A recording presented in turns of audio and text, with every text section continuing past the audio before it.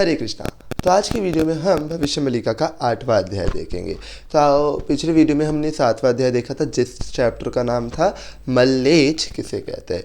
तो आज की वीडियो में हम भविष्य मल्लिका का 8वां अध्याय देखेंगे। तो 8वां अध्याय है चारों युगों में धर्म संस्थापना और कलयुग में धर्म की संस्थापना का वर्णन।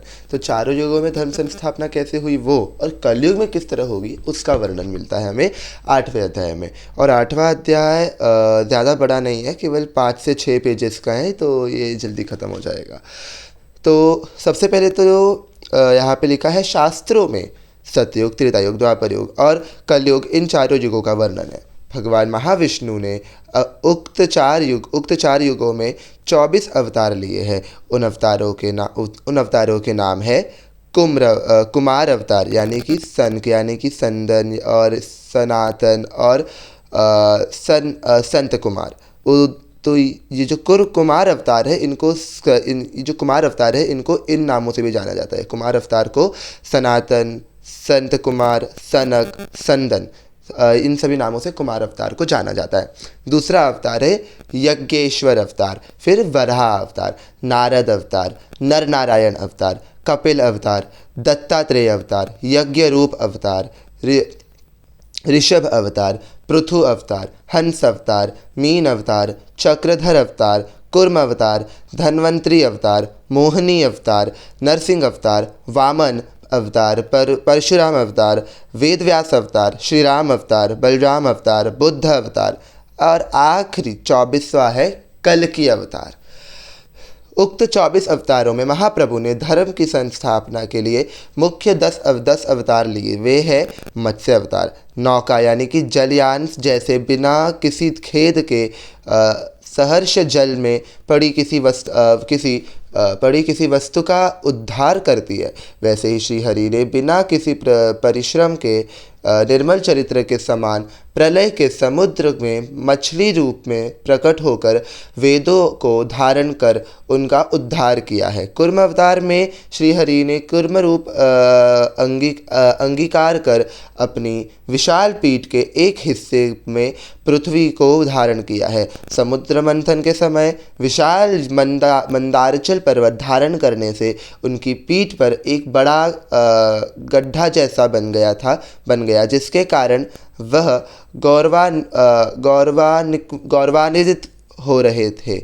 और अब वराह अवतार में जिस प्रकार चंद्रमा अपने भीतर कलंक के सहित सम्मिलित रूप से दिखाई देता है, उसी प्रकार इस अवतार में भगवान ने विशाल महासागर में डूबी पृथ्वी को अपने दांतों पर स्थित कर उसका उद्धार किया। नरसिंह अवतार में श्रीहरि ने अपने भक्त प्रहलाद की विनती सुनकर उनके पिता हिरण्यकश्यप से उनकी रक्षा करने के लिए अपने श्रेष्ठ कर कमल में विद्यमान निख रूपी अद्भुत श्रृंग से हिरण्यकश्यप के शरीर को ऐसे विदीर्ण कर दिया जैसे भौरा फूल को विदीर्ण कर देता है। वामन अवतार में भगवान ने राजा बलि का अभिमान तोड़ने के लिए बलि से यज्ञ के लिए 3 पग भूमि दान में मांगी। उन्होंने 2 पग में तीनों लोकों को नाप लिया। जब भगवान के श्री चरण ब्रह्मलोक पहुँचे, तब ब्रह्मा जी ने प्रभु के चरणों को जल से धोया और उस जल को अपने कमंडल में एकत्र कर लिया। प्रभु का वही चरणोदक गंगा जल में परिवर्तित हो गया। तीसरे पग में भगवान ने राजा बलि के मस्तक को भी नाप लिया और उन्हीं पाताल लोक भेज दिया। अब परशुराम अवतार, इस अवतार में श्रीहरि ने भृगु वंश में भगवान परशुराम रूप धारण करके क्षत्रिय वंश का विनाश करते हुए उनके रक्त जल से जगत को पवित्र कर संसार का संताप दूर किया था। राम अवतार, भगवान विष्णु ने अयोध्या नरेश महाराज दशरथ के पुत्र के रूप में राम अवतार लेकर दशानन रावण को युद्ध में परास्त कर उसके 10 सिरों को अपने अद्भुत बाणों द्वारा काट कर 10 दिशाओं में फेंक दिया। इंद्रादि दिक्पालों को स्वर्ग का राज लौटाया और धरती पर पुनः धर्म की स्थापना की। अनेकानेक असुरों का संहार कर धर्म की संस्थापना की और मर्यादा पुरुषोत्तम कहलाए। बलराम अवतार में, इस अवतार में प्रभु बलदेव अति शुभ्र गौर वर्णन रूप धारण कर नूतन मेघों जैसी शोभा वाले नीले वस्त्रों को धारण किया।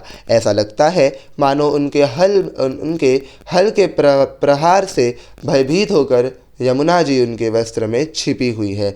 बुद्ध अवतार, इस अवतार में प्रभु बुद्ध शरीर धारण कर सदय और सहदय होकर यज्ञ विधानों द्वारा पशुओं के प्रति हिंसा को देखकर श्रुति समुदाय की निंदा की। पशुओं के प्रति प्रेम भाव रखने और पशुओं के प्रति हो रही क्रूरता को रोका।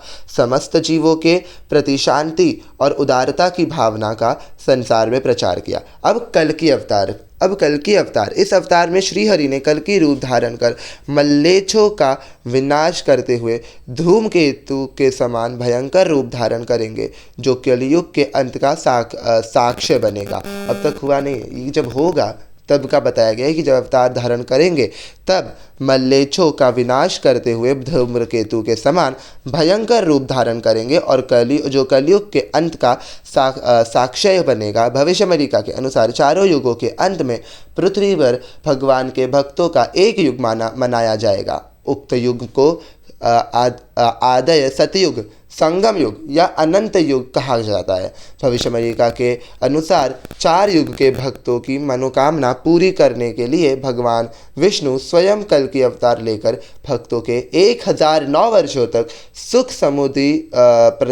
समृद्धि प्रदान करेंगे। तो यहाँ पे 8वां अध्याय समाप्त होता है। अब हम अगले वीडियो में 9वां अध्याय देखेंगे और 9वें अध्याय का नाम है कलयुग में भगवान के 3 अवतार होंगे। अब वो 3 अवतार क्या है वो हम नेक्स्ट वीडियो में जानेंगे, तो नेक्स्ट वीडियो का वेट करना। टोटल 11 अध्याय है, 9वें अध्याय पे हम पहुंच गए। भविष्यवाणी का बहुत जल्द खत्म होने वाली है। ओके, तो 9th चैप्टर है वो हम अगले वीडियो में देखेंगे, तो उसके लिए वेट करना। तो मिलते हैं ऐसी और एक नेक्स्ट वीडियो में 9th चैप्टर के साथ। तब तक के लिए हरे कृष्णा, स्टे ट्यून्ड।